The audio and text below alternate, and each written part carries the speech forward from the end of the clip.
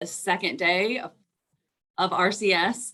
Thank you for being with us throughout these 2 days. I hope that you are learning a lot of information, getting some great ideas, having a fun experience networking with one another, engaging in the gamification. We see those points going. If you've collected any codes in previous education sessions, please be sure to put them in so you can make your way up the leaderboard.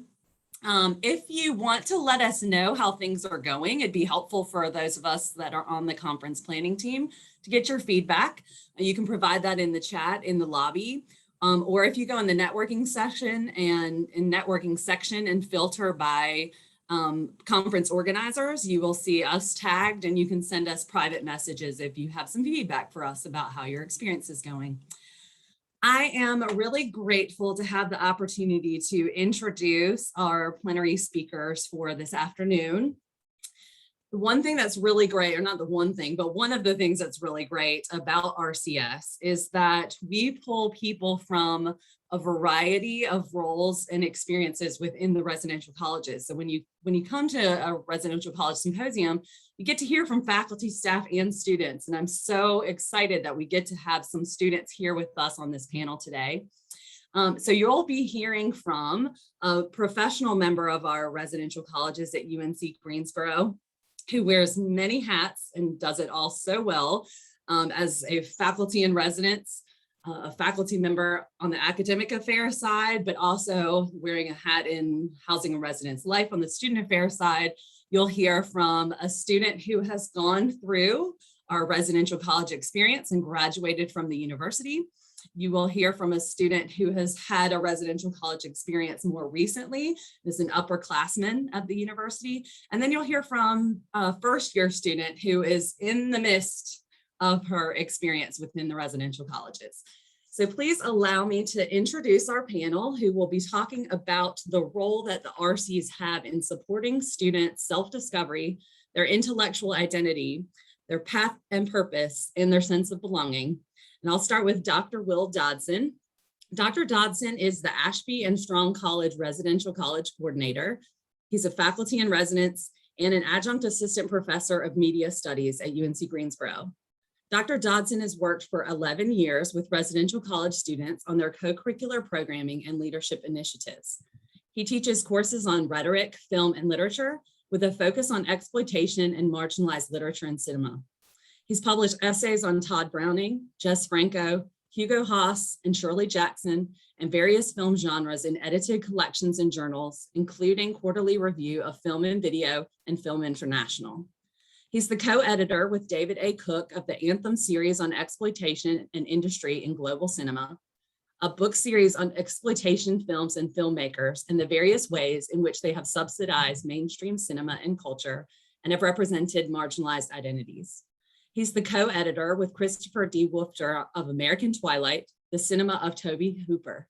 His current books in progress are Alien Invasion TV, From the Cold War to QAnon, Paranoia and Conspiracy Culture on the Small Screen, and Teen Comedies and the Crisis of Masculinity. I'm also excited to welcome Abby Schleifer. Abby is an alumna of Ashby Residential College at UNC Greensboro.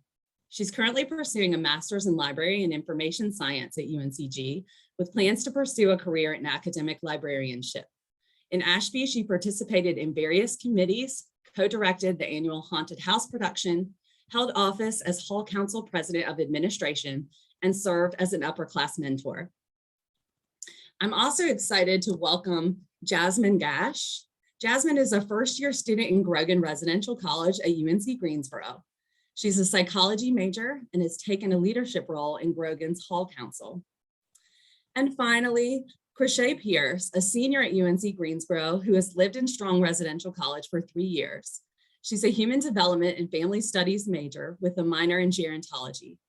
Chrishay is so excited to speak about Cornelia Strong Residential College and its astounding students and faculty, and hopes that you all will consider being part of the incredible residential college community and legacy. So without further ado, I turn it over to our wonderful panel.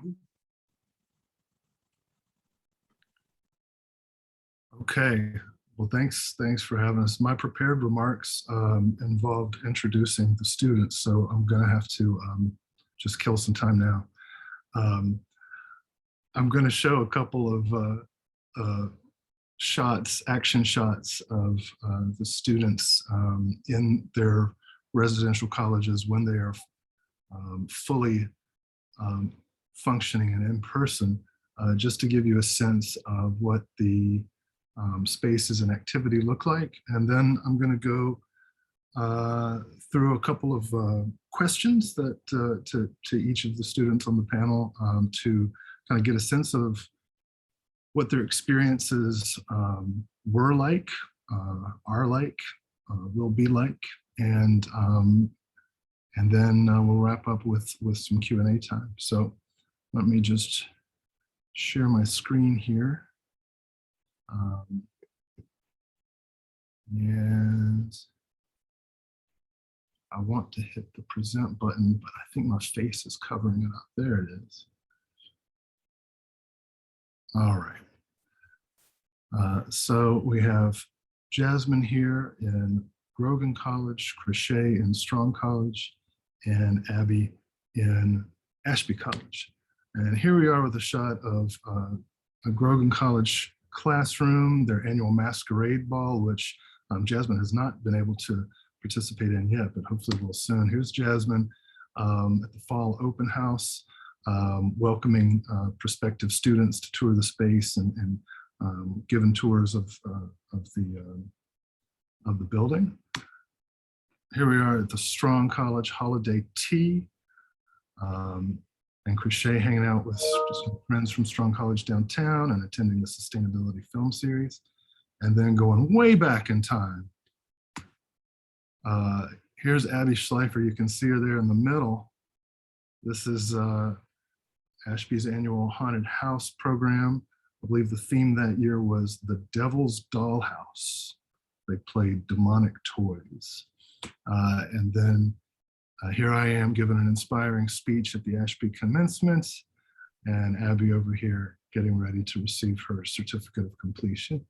So just to give you all a sense again of what these spaces look like when students are in them, engaging with each other, getting involved with our college's signature traditions and projects.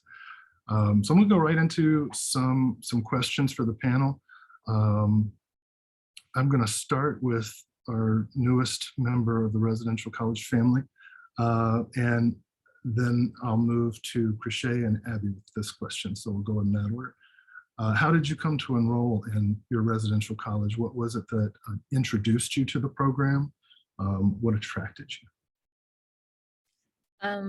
A prospective roommate of mine, we were trying to figure out where to stay on campus, and she brought up Grogan, and so I looked into it. I had never really heard of a residential college until I looked into it, and she was like, "You got to apply," and I was like, "Apply? What are you applying for?" And I just looked into it, went over their sites. I also looked at Ashby and Strong as well, and just kind of got to know about a residential college and how that went about.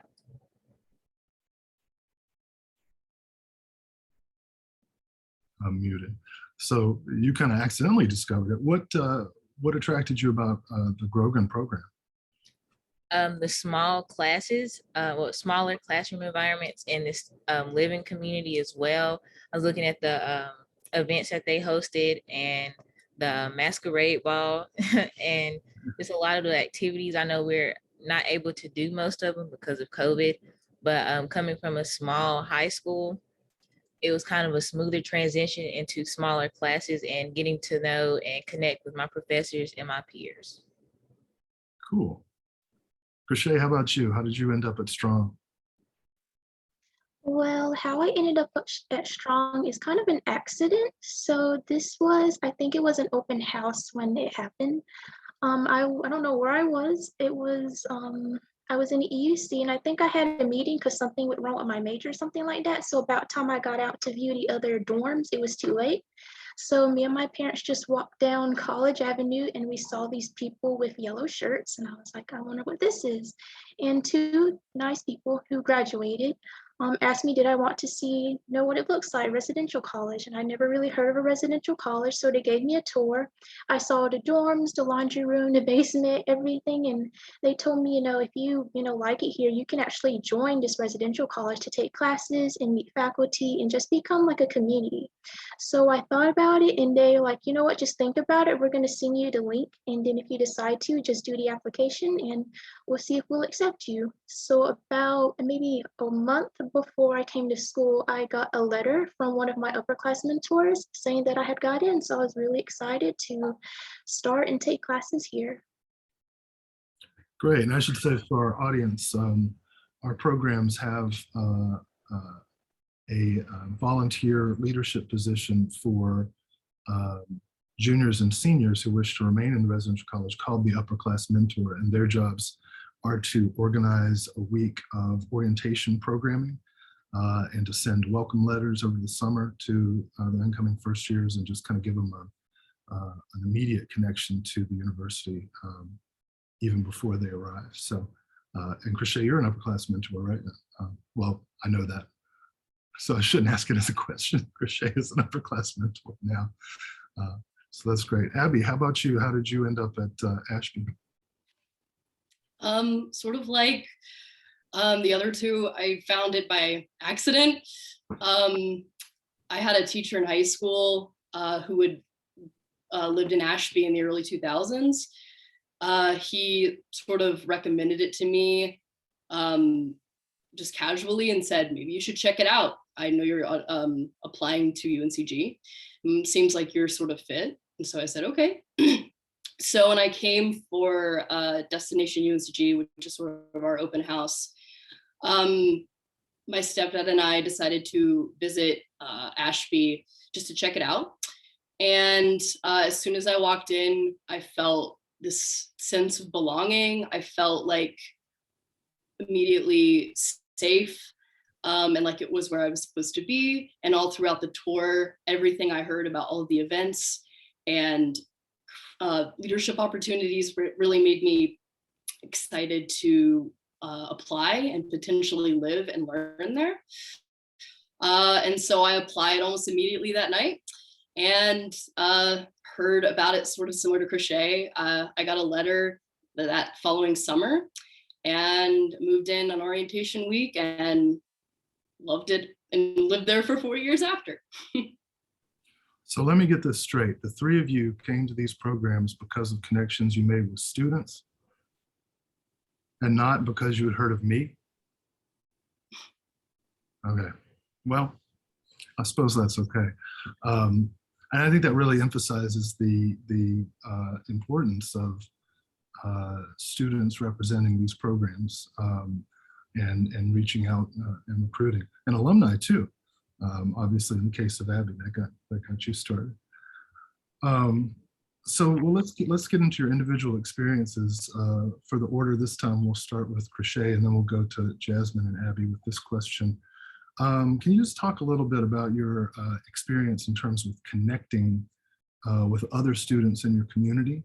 And in this question, you might talk a little bit about any leadership roles you might have had or you think you might try out. So Chrishay, let's hear from you first. Okay, so some leadership roles that I'm currently an Upperclass mentor.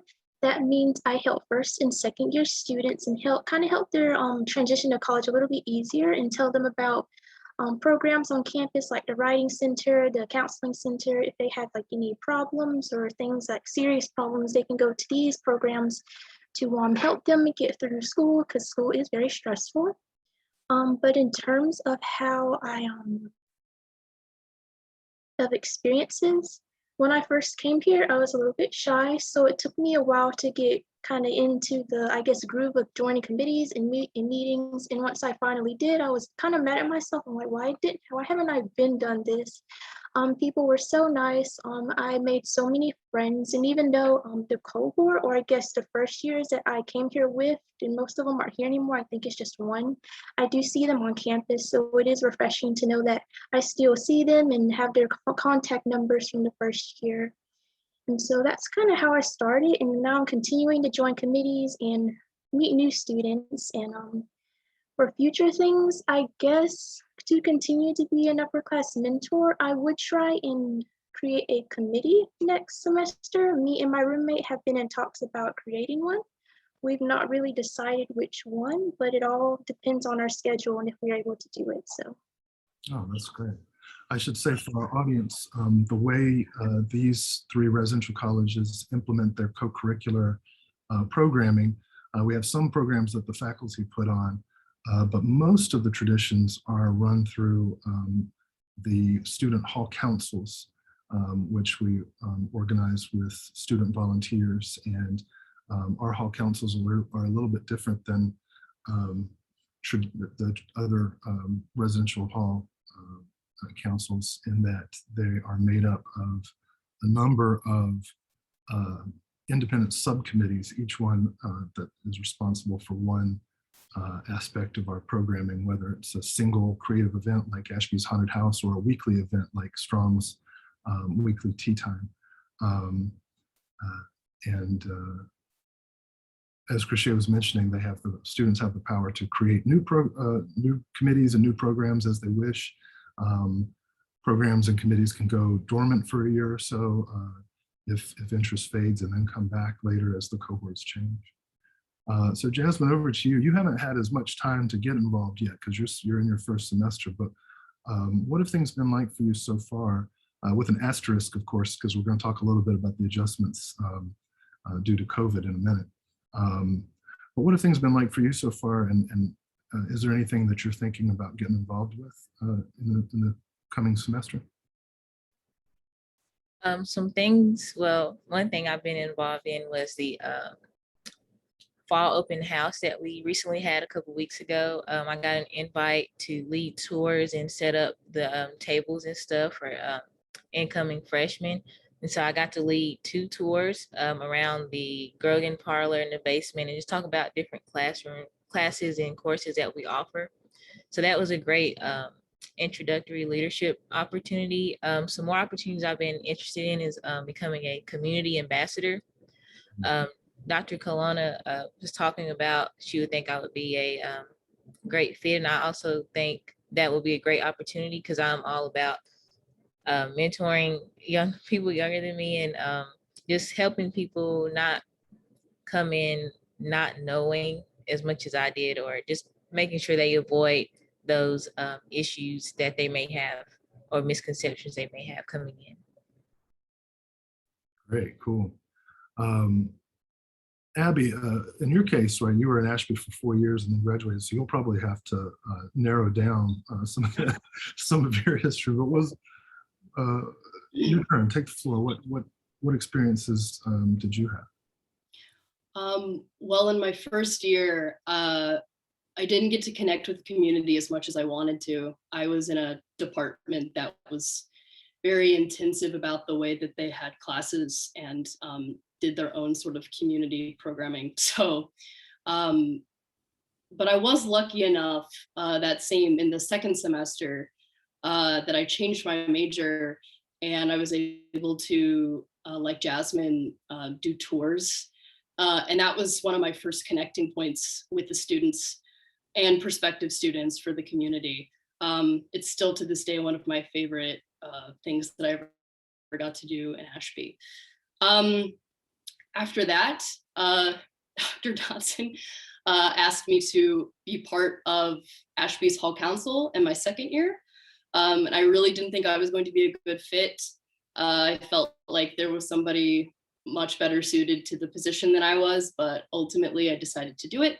And it became another one of my favorite leadership experiences.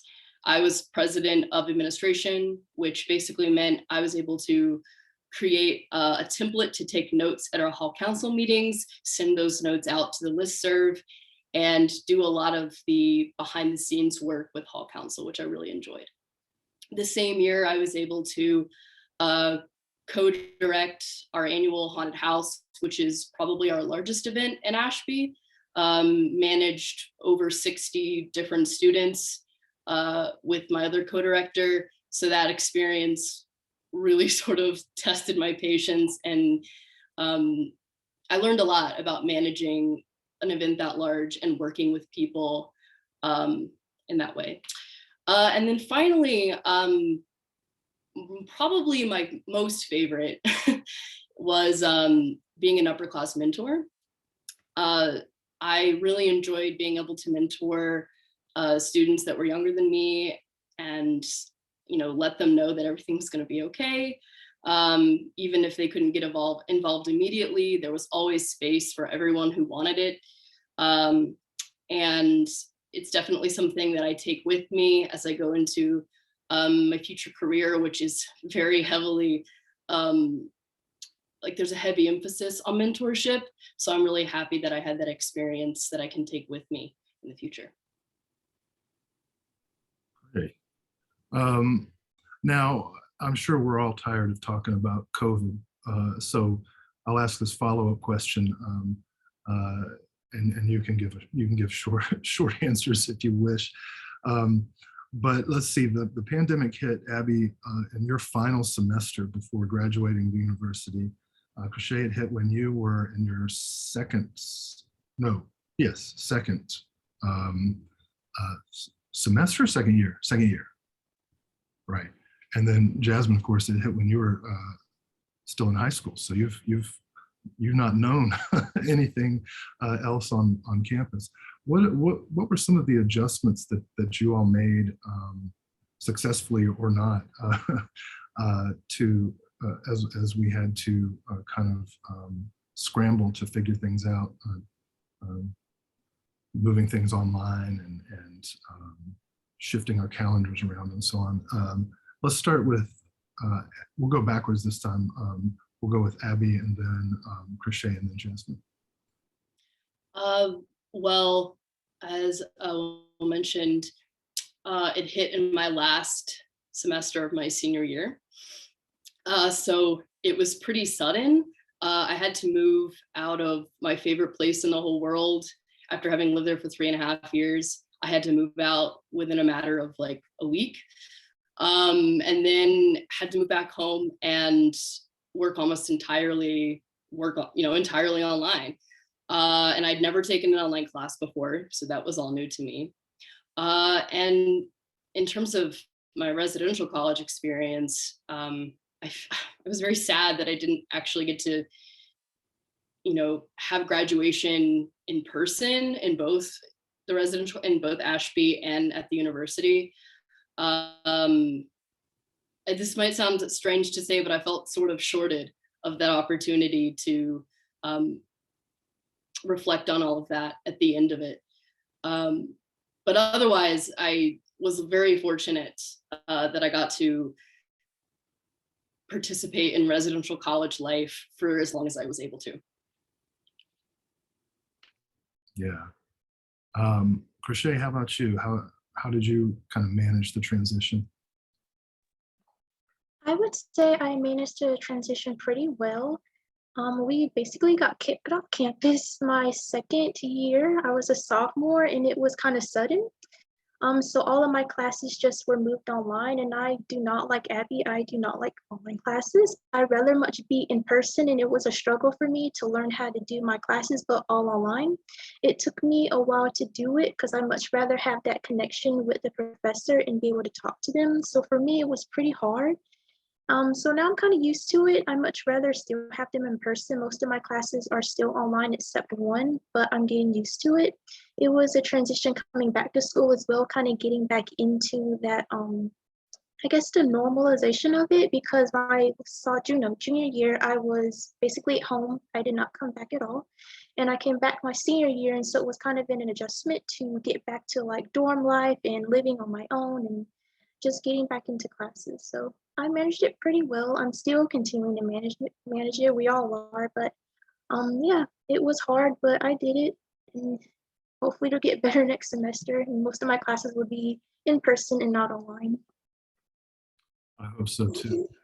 So Jasmine, coming in, you were, I guess, fortunate in the sense that we're able to be back in person, even though we have to be wearing masks and take other precautions. And of course, we still have many classes online. especially, I'm assuming that you had at least most of your senior year of high school online, right? Or did you have some in-person stuff? It was kind of split, so it's in person and online. Okay, so coming to Grogan, I guess, was kind of a continuation of what you had been doing, right? What was the transition like for you? I personally think it was easy. The pandemic hit my junior year of high school. So senior year was kind of fast forwarded. So it kind of just hit, okay, you guys are seniors now. We just graduated the other class, get to thinking about college and the pandemic. And so an issue with me was whether or not I would be able to go in person to college or I would have to go online. That kind of affected my decision as well. Coming into Grogan, both of my classes are in person. So there was kind of a smoother transition. And then I have two courses that are online. But for the most part, it was pretty easy personally to me with already having experienced this kind of online and in-person combination. Okay. Oh, well, Jasmine, I'm going to stay with you to start the next question because it's a pretty easy segue, and then we'll go to Chrishay and then Abby. Can you describe a little bit an experience that you've had working with Grogan faculty, taking Grogan class? What's that experience been like for you, especially in terms of how it might be a little different than your high school experience? It's been pretty, I would say personal, kind of connecting with my professors. I am in RCO 189 with Dr. Colonna and in RCO, I believe 181 with Dr. Flood. So I've been able to make personal connections with them in a smaller environment, and we're all pretty connected. My experience with those two courses has kind of been different than a typical high school education or K through 12 as well. Dr. Colonna takes a different approach to teaching that I prefer better than what I've had previously. So the transition has been pretty amazing. Actually, I believe I would recommend starting with the Question of Education RCO course because it is a great way to start off just coming into college for your first year and learning how to tackle on these issues. And with Dr. Flood, her class kind of connects with Dr. Colonna's as well. They kind of go hand in hand with navigating your first year of college as well at an residential college and just having a better connection and being in a 90-person psychology course with a professor who may or may not know your name. Great, great. Well, Chrishay, how about you? Like Jasmine, you do grow in connections with the professors and faculty. Since I've been here, I've taken, I think, 6 classes in my residential college, and 2 of them were with Miss Barton. 2 of them were RCO 225, Finding a City, and RCO 155, Discourse and Media Savvy. They had nothing to do with my major, but I loved them both because I learned a lot. It was nice because I was with basically first years, second years, third years, and seniors. And so it was nice to get to know everyone, and I got to know a lot more people in my dorm. I don't know if she's gonna do those classes again, but I would highly recommend it. They were very interesting, very fun, and she makes you think of things in otherwise ways you wouldn't. So I would most definitely recommend those classes. I also wanted to add my Rco Capstone. So this is like a project we do. If you're in a residential college, it's like a research project you do. And mine was basically about social media and kids. And it was really hard and really tedious because I did it the year we transferred online to COVID. So it was really hard. I struggled and had a mental breakdown, but I got it done, and it was really good, and I did well on it. And the best thing about being with like having faculty and getting to know them, Ms. Barton is actually writing a recommendation letter for me for graduate school. And so if you really go to class and pay attention and you really want to be there, they're always there for you. And they would most definitely, especially Ms. Barton, she'd write a recommendation letter for you. So these classes are very interesting and very fun, and I highly recommend taking any of them. We should put you in the promo video for sure. Abby, you've got a unique perspective on this because you've had a couple of years to kind of reflect on your experience. So, how about you? What have the particular course or courses been like for you? Well, sort of like Jasmine and Chrishay, I've been very fortunate to have developed great relationships with RC faculty, including Ms. Barton.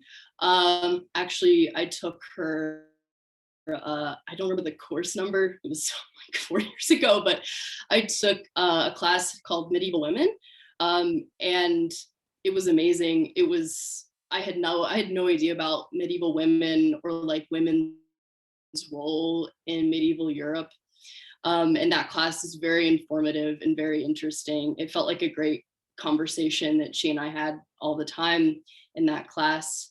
And then I also took a course in Ashby, which was a core course, which is one of our major ones. And it was specifically about combining sort of women identified people's literature and music and the way they express themselves. So there was a lot of different resources and readings we were doing, including a playlist project. And I actually have this right here, a zine. If we all know, if anyone knows what like a fanzine or a zine is, which is sort of like a lot of collage work. And that really piqued my interest as I was taking that and has inspired my interest as a future information professional in library school. I've attended tons of different workshops in which we've researched zines and talked about the history of them and how they're used in libraries and preservation services. So that really is something that I look forward to researching as an academic and as a professional. And so those two classes in particular really sort of sparked, well, number one, my interest in women's history, but also the ways in which media can be, maybe the ways in which media can be alternative, or ways that it's not just about books, but like other forms of media as well. So. One of those classes sounded really familiar to me. Well, that's a good segue into the next question, amazingly enough. This time we'll start with Abby, and then we'll go to Chrishay and then Jasmine, because this is kind of a future-oriented question, which is, first of all, how do you see yourself in terms of your RC? I mean, you're all in different stages of your education. So I think we'd just like to hear you talk a little bit about where you are and where you see yourself going, what you want to do next. And that should actually take us into the Q&A time. So audience, if you want to prepare your questions, we'll hear from each student about how they see themselves and where they see themselves going. All right, Abby, let's start with you.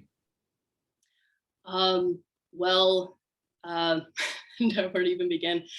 Currently, I am in graduate school at UNCG in the Library and Information Science Department. I will graduate with an MLIS in May of 2022, so it's soon.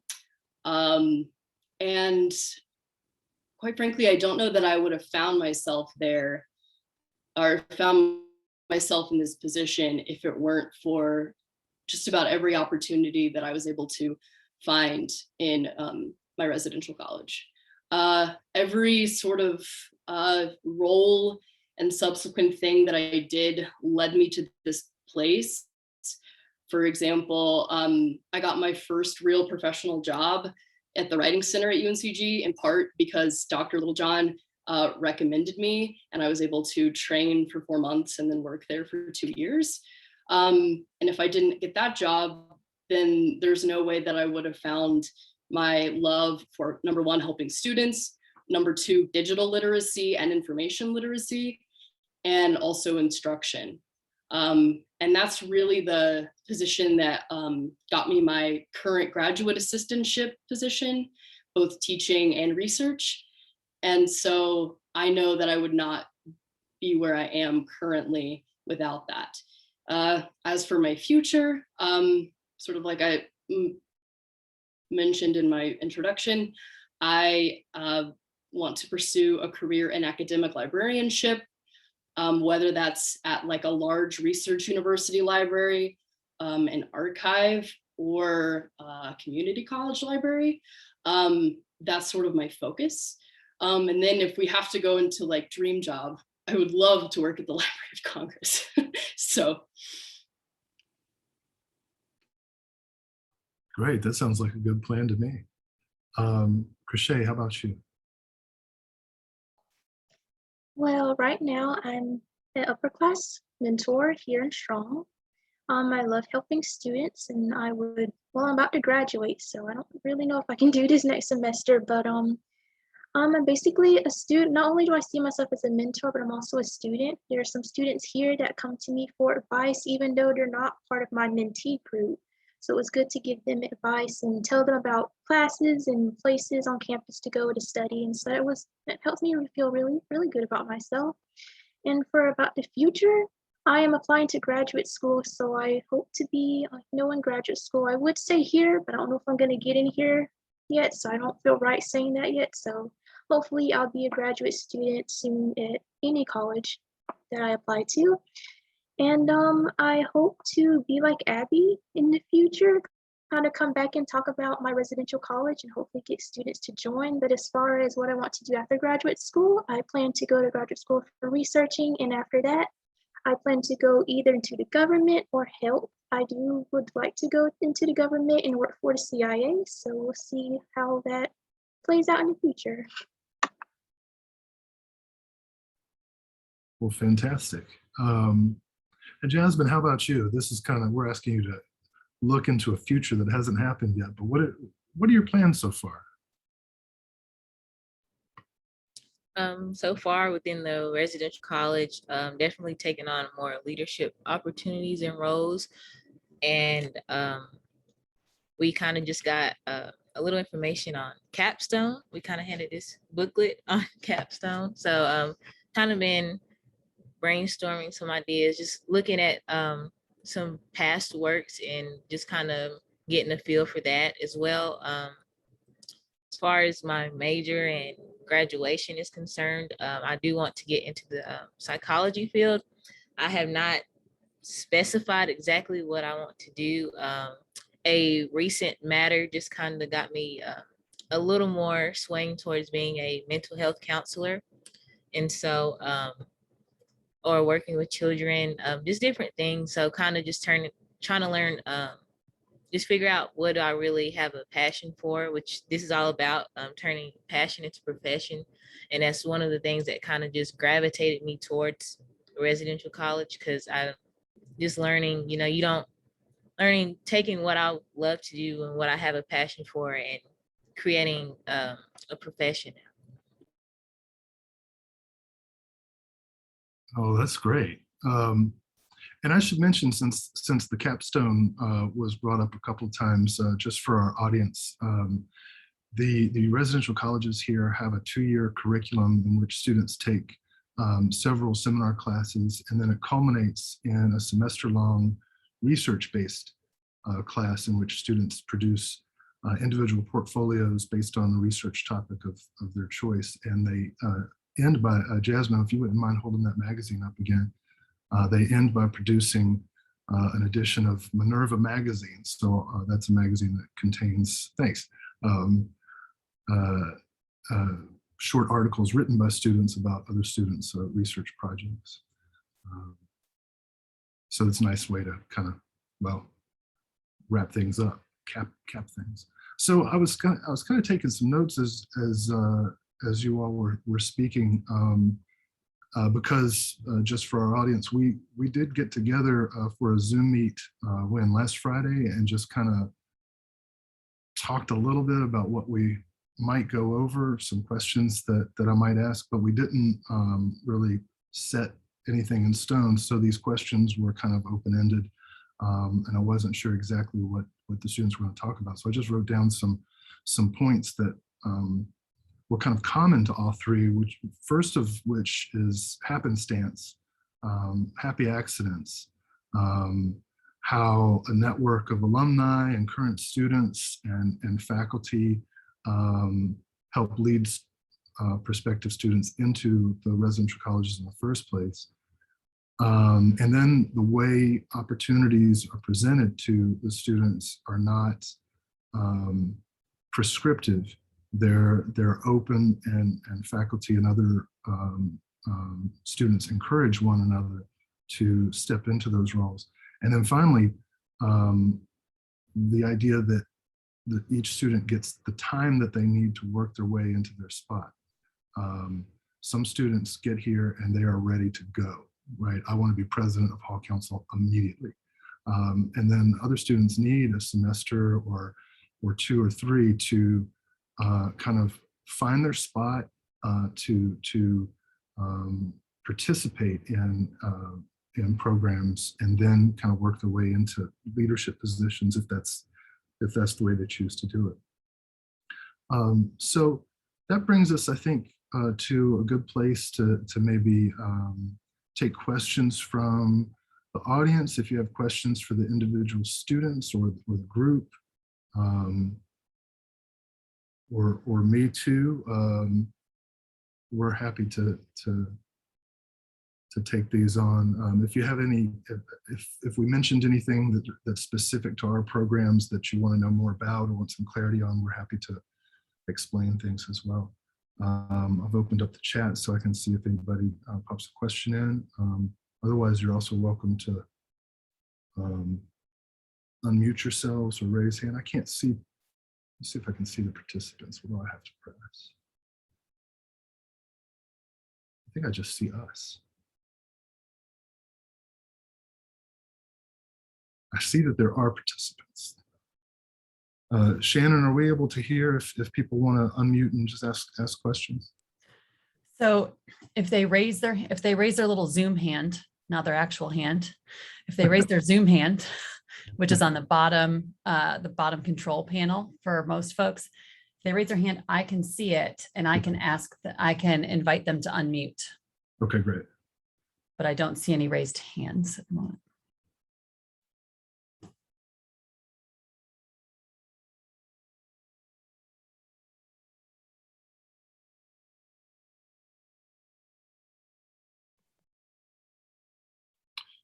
One thing too that's true of these programs is because they're two-year programs. Each year we have a new cohort, which means in some ways every year is a rebuild. Never more so than this COVID year, but it gives us both the opportunity to kind of refresh the co-curricular program, while having students serve as a bridge between those cohorts. Let's see, we got 2 in the Yeah, chat. there's Clark has been allowed to talk, so Okay. he had his hand up. And then there's a couple of comments and questions in the chat. So we'll go ahead and let Clark talk.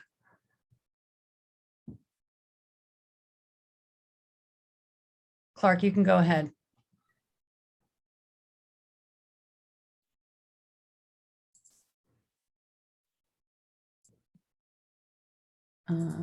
Okay, well, while Clark is maybe trying to get his microphone to work, Sarah Kelly had a question in the chat. She said, I'd love to hear more about these mentor groups. We have a mentor program in their RC, but it's one-on-one. How many people are in a group, and are there prescribed activities or other requirements? Okay, great. Abby and Chrishay, if you want to take that question, and then actually the next question is specific to Jasmine. So since the two of you have been Upperclass mentors, how can you describe how our programs work? I guess let's start with Abby. Okay, that's fine. At least in Ashby, our Upperclass mentor sort of position worked as, like Will said, you have to be a junior or a senior. So you apply at the end of your second year, and then you can be an Upperclass mentor your junior and senior year. And then we also have, sort of like all the other committees, we have a chair of the Upperclass mentor committee. And I did that with another person when I was a senior. So I can speak to at least some of the requirements and the things that we did. We like to say expectations. Yeah, maybe expectations is a better, is a better word there.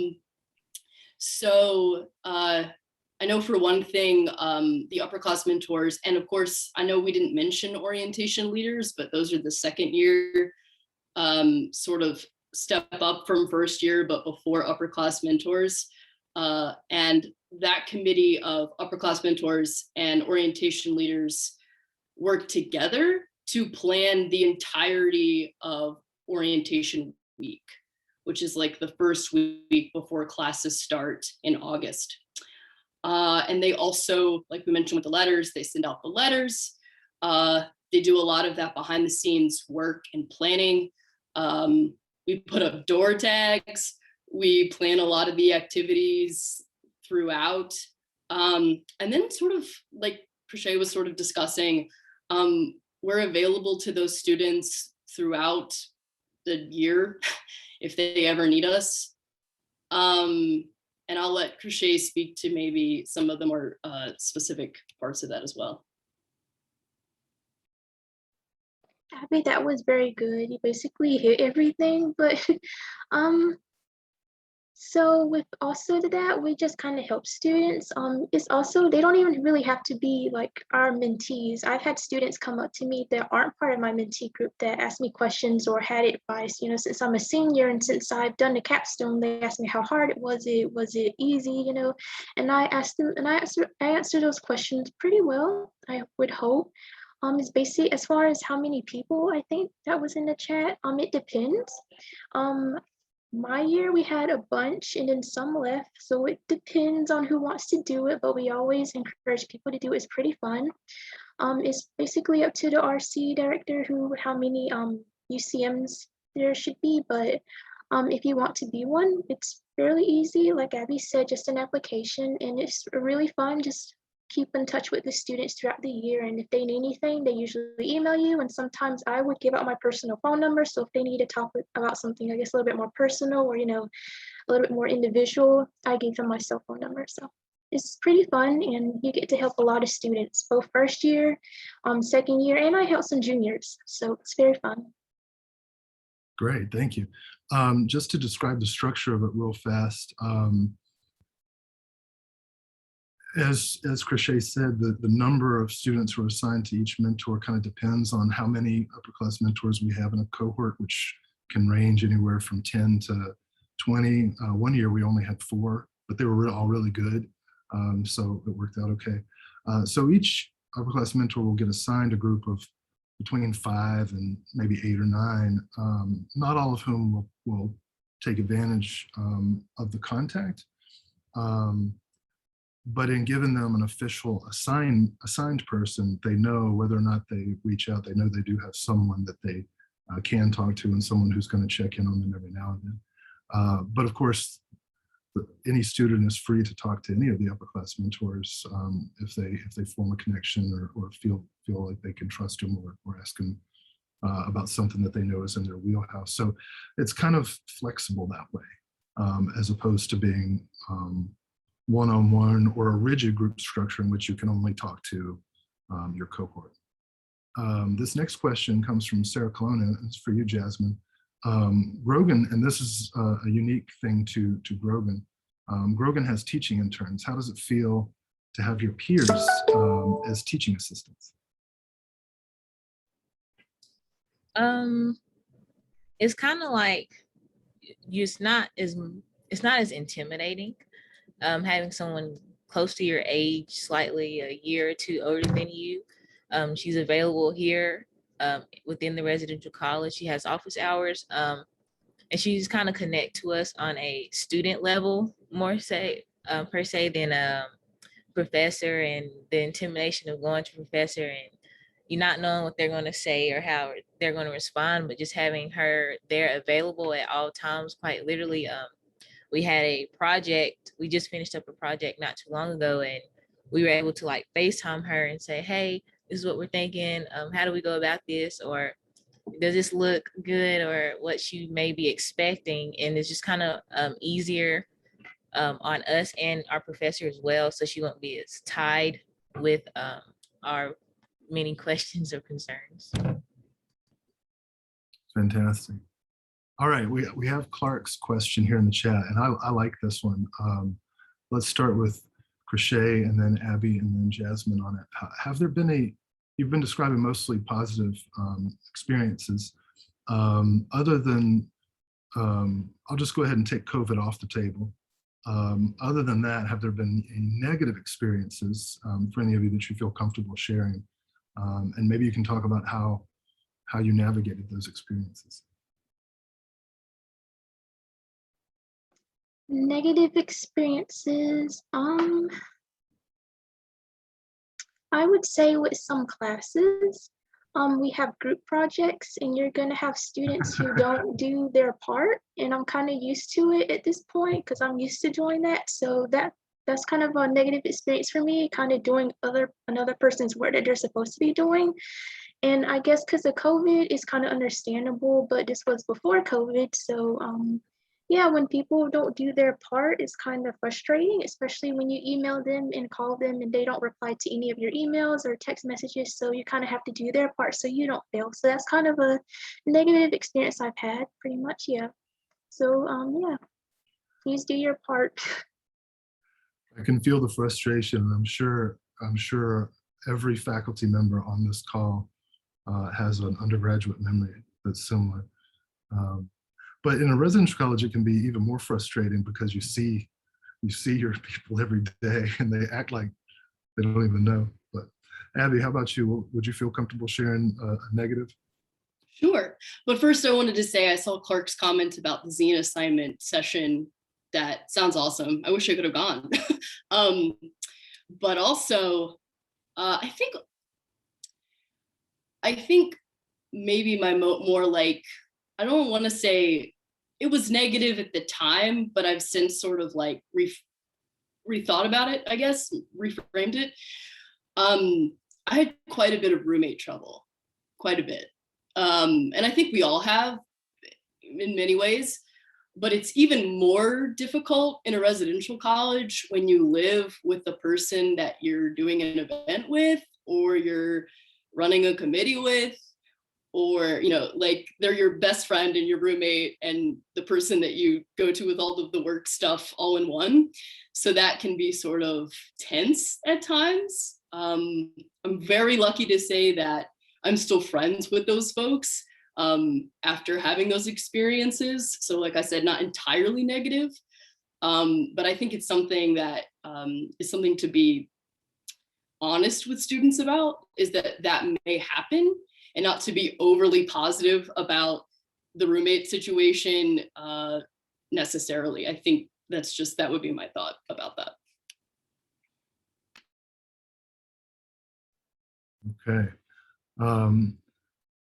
Jasmine, of course, you haven't got as much time to reflect on, but has anything this semester so far been tough for you to manage? Not anything within my courses and classes. Those have actually gone really great. I remember I told Dr. Flood, I was like, I'm flourishing. That's how I put it within, in my first semester. As far as a living situation, I had a roommate situation.